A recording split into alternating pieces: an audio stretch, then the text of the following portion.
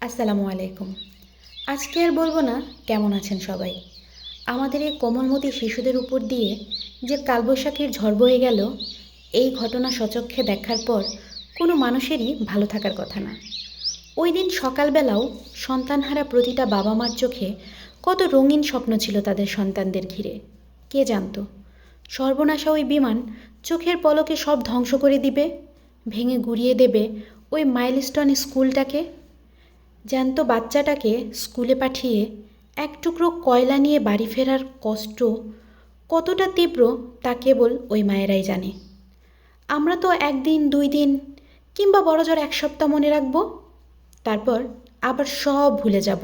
একই সাথে 3 সন্তানকে হারানোর বেদনা ওই মাকে বানিয়ে দিয়েছে জিন্দা লাশ।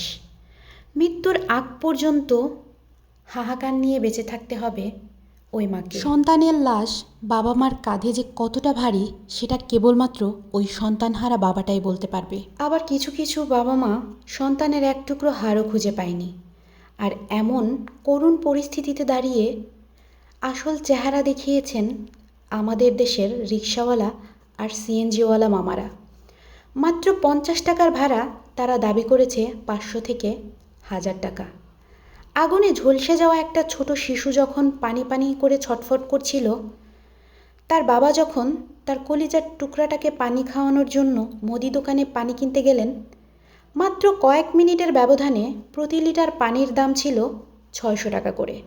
ভাবা যায় মানবতা আজ কোথায় গিয়ে দাঁড়িয়েছে।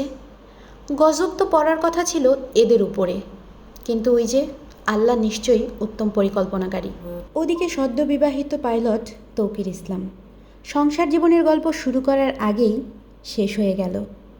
আবার মৃত লাশগুলোকে নিয়েও শুরু হয়েছে নানা ধরনের সিন্ডিকেট। আমরা সাধারণ জনগণ কী বা করতে পারি বলেন? যাক, অনেক কথাই বলে ফেললাম। এই সমস্ত ব্যাপার নিয়ে মন খারাপ থাকাতে তেমন কোনো ভিডিওই করা হয়নি। এই ভিডিওগুলো হচ্ছে আগের ভিডিও, যখন মা এসেছিল তখন করেছিলাম। কালকে কোনো ভিডিও আপলোড দেইনি, তাই ভাবলাম আজকে এই ভিডিওটা একটু আপলোড করি। সেদিন মা বলছিল যে একটু খিচুড়ি রান্না করো, তাই আর কি নিরামিষ খিচুড়ি রান্না করেছিলাম। আর হচ্ছে কালো জিরা ভর্তা আর ইচা শুটকি ভর্তা করেছিলাম।